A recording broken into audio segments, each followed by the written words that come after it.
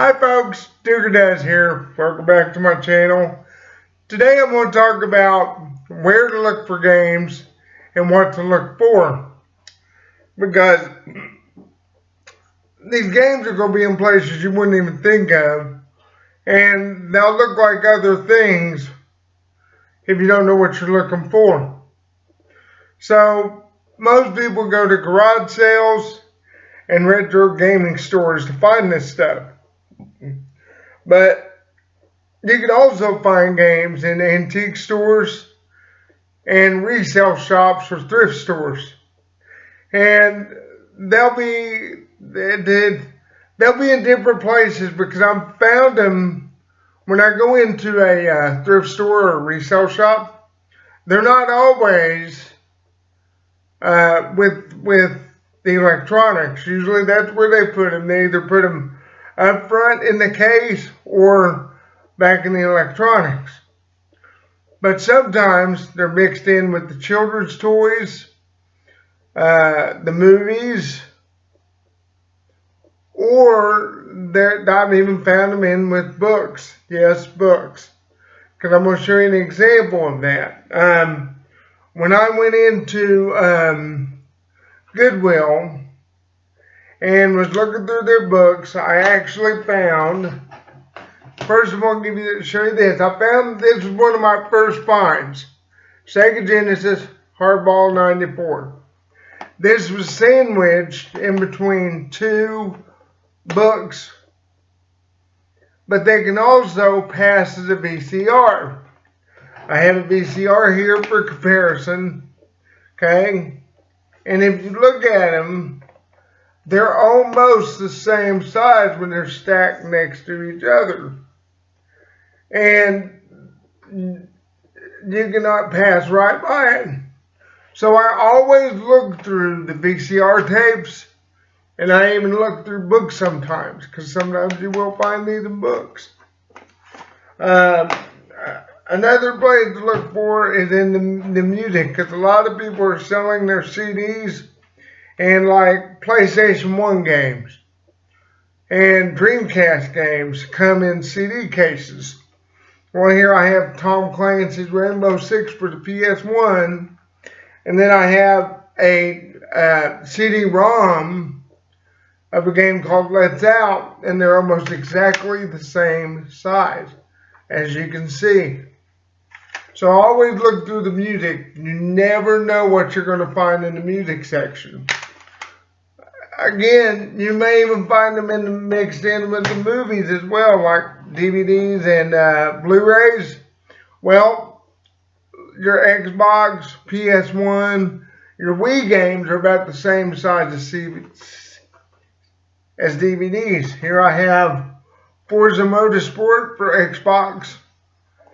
And here's Gettysburg Stories of Valor. And it's a DVD. And as you can see, they're almost exactly the same size. And if you don't know what to look for, that's where you're going to find them. And when you go into antique shops, more than likely you're going to find the games mixed in with movies. That's where I find them quite a bit when I go into antique shops. And I'm going to get on to that here in a minute, because I'm going to talk about the trip I took yesterday to Owasso. I stopped in at an antique store in Claremore. We decided we took the back way into Owasso, so we went through Claremore first and then into Owasso. In Claremore, as we were going down Highway 20, there was an antique store, so we decided to stop and look. And it's a pretty good place, size place, so I was expecting to find, excuse me, maybe at least one, okay? And right off the bat, the first little stall I went into, I don't know what you call those, little store, it was like a little patchwork of different little pockets of antiques. I don't know what you would call them. But the first one I went into, right there, right above the movies, sat Club Penguin for the DS. And They wanted $5 for it, which I honestly thought it was too much for it. I would have paid maybe about $2 for it, because you never know what you're going to get. I mean, I did open it, look at it, had all the papers, had the game, but you don't know if it works. So I would rather try to, finagle the deal to see if I can get it cheaper. But unfortunately, whoever owned this particular little outcropping or outcove or whatever you want to call it, they had a sign on the door that said 25% off, prices firm. And so I knew I wouldn't be able to get it where I wanted it, so I just passed on it. So I kept looking through this antique store, really didn't see any more video games till right before we got ready to leave.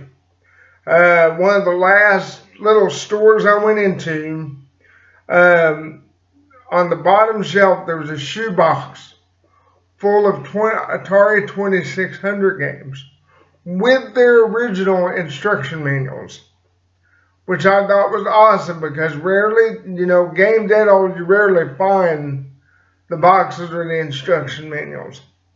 They had no boxes, but they had all their manuals to go to them.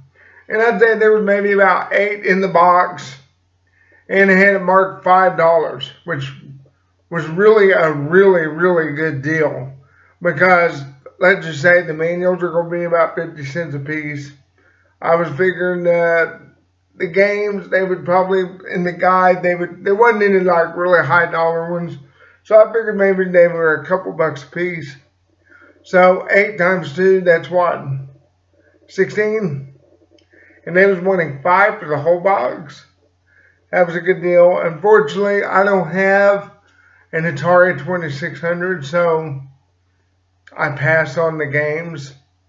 But I did file it in my little memory bank, because I'm definitely going to go back and get those when I do get me an Atari 2600, which hope will be soon, because it's one of my favorite games, and I wish I had one today, because I'd be playing it right now, but fortunately I don't. But, that's how it is. But keep in mind these things to look for whenever you go to these places, because I promise you, you'll be surprised at where you find some of these things at. This is Dooger saying do good and deuces. Bye-bye.